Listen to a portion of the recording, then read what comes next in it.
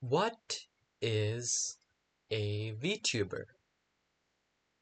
Vsauce music. Dun dun. I won't do that actually.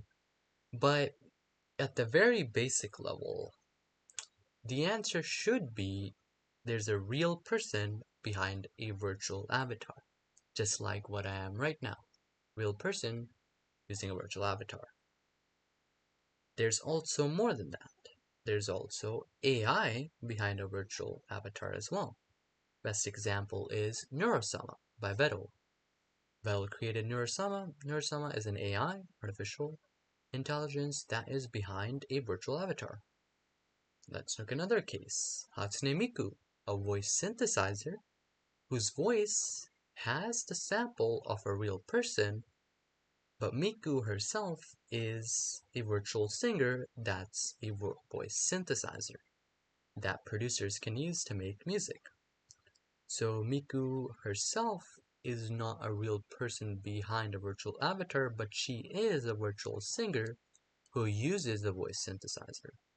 So there's lots of varying degrees of, even just in this small topic here, there's lots of different intricacies here.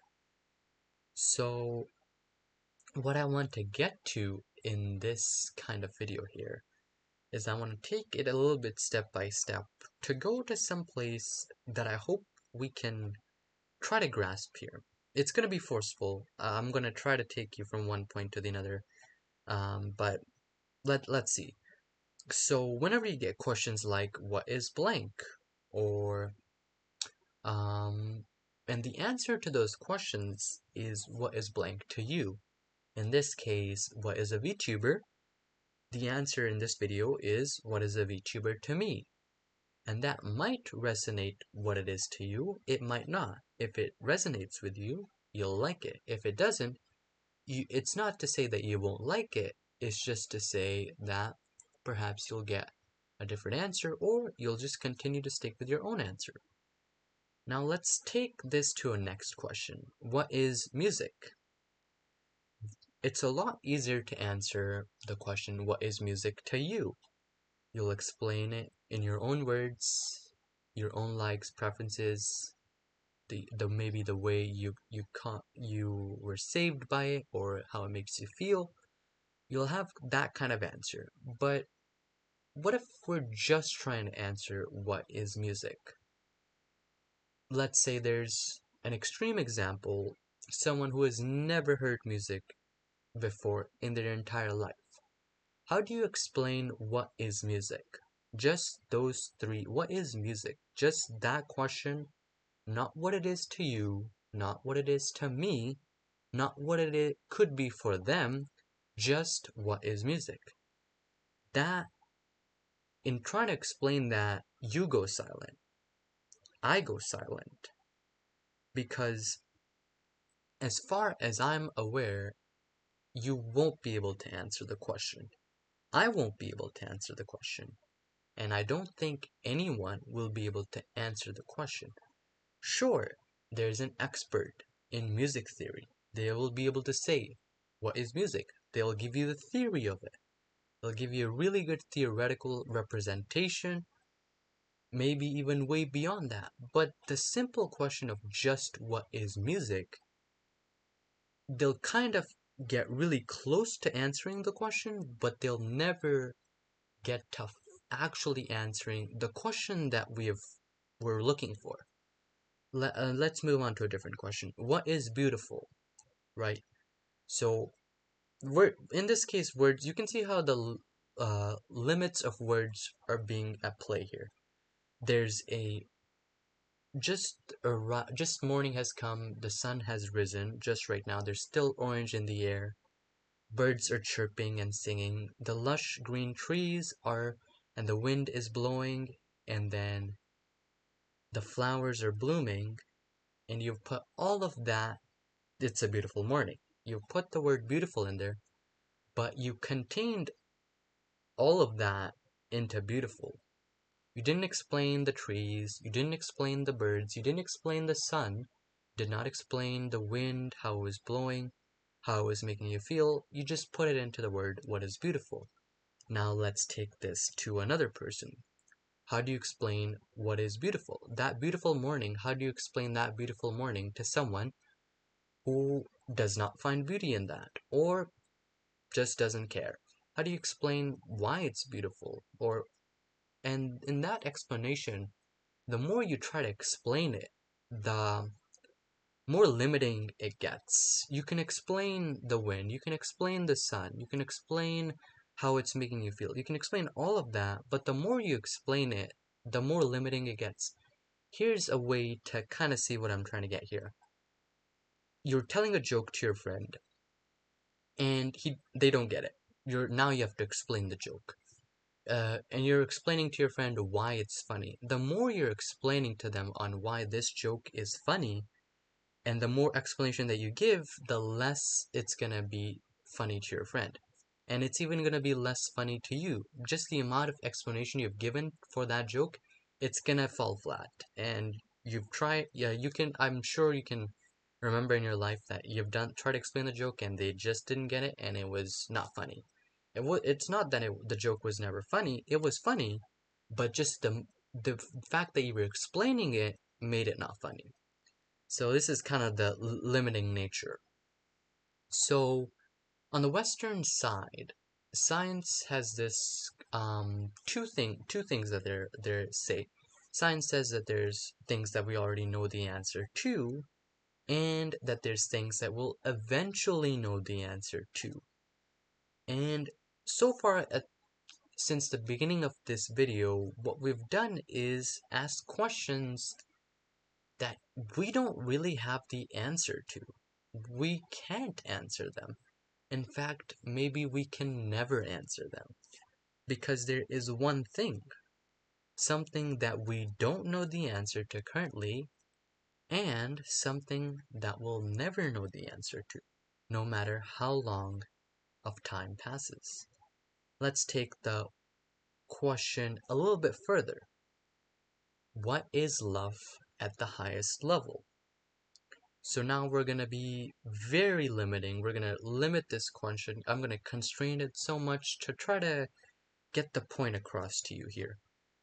Let's say love is where two people are getting close to each other, right? By that boundary, at the highest level, these two people should be so close together that they should become into one. That's by the definition that we've given this, that has to be true. If it's just two people getting close to each other, the highest level is that they're so close that they've become one. The two people at the beginning that were existing, by becoming one, those two people cease to exist in order to become one. So that's where we get this answer. The answer to the question of what is love at the highest level, the two people that know the answer, the moment they knew the answer, they ceased to exist because they became one.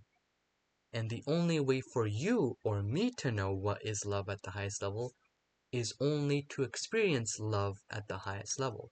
Only if me at the highest level reached a point of love at the highest level with someone else and ceased to exist, me and them ceased to exist, only then could we know what is love at the highest level. And by knowing what the answer to that question is, I won't be existing, they won't be existing, so we couldn't give you the answer. The only thing we could tell you is, look, you're here right now. 50 kilometers, 50 miles from you is the destination there. You yourself go there and experience it yourself, and then you'll also know the answer. We just can't explain it because it's just not an answer. It's just not an answerable question. There are questions that you just don't have the answer to, and words are very limiting. They could never. We've seen that in the beautiful example. They contract. They make it very limiting.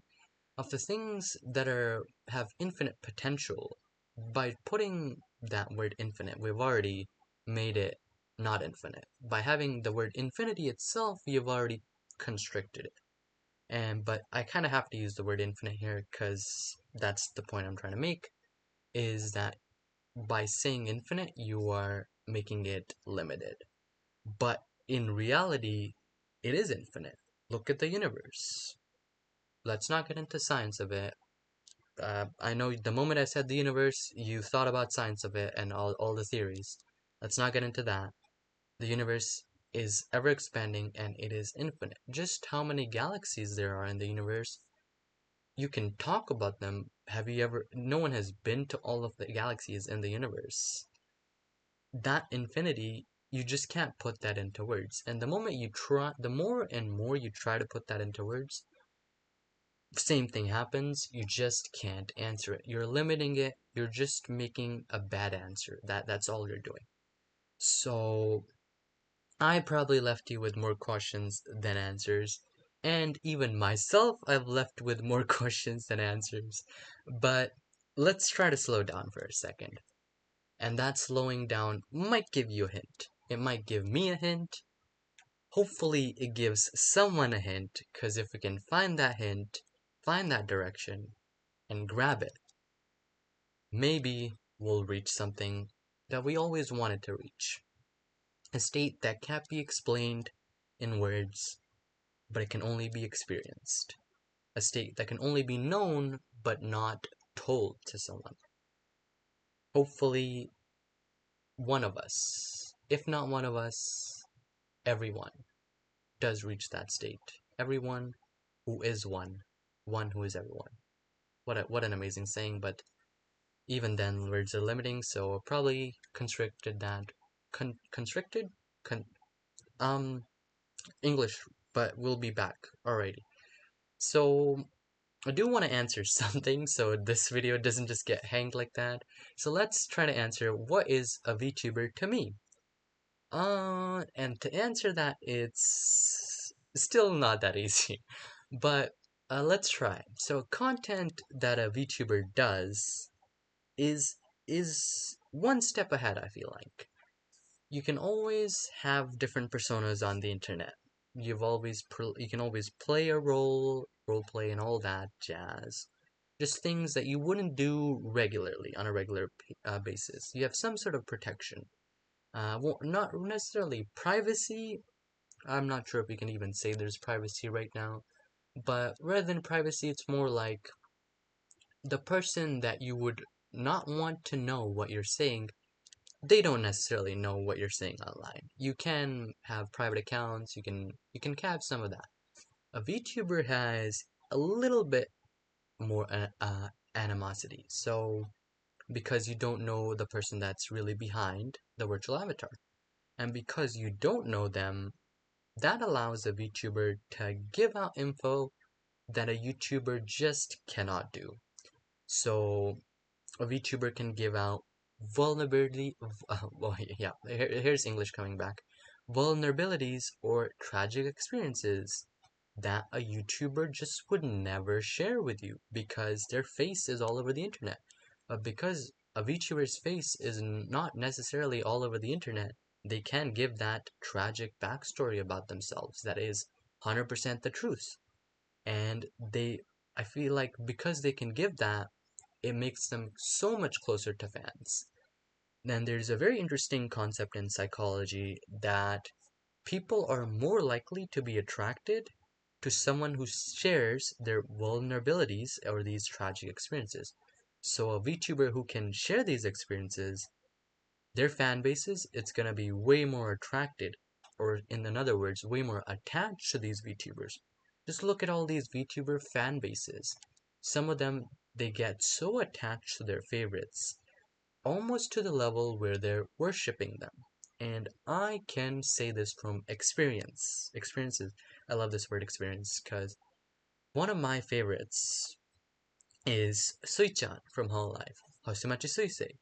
Another one from Hololive ID is Muna, and I won't get into their backstories, but I can totally see myself worshipping them so much that I would say that they're goddesses in my eyes. Like, it's a bit, really, it's kind of hard to explain, but that kind of worship for them has not necessarily due to experiences that they've shared, just being attached to them so much that I can put them on such a high pedestal, such as godliness, that they are goddesses.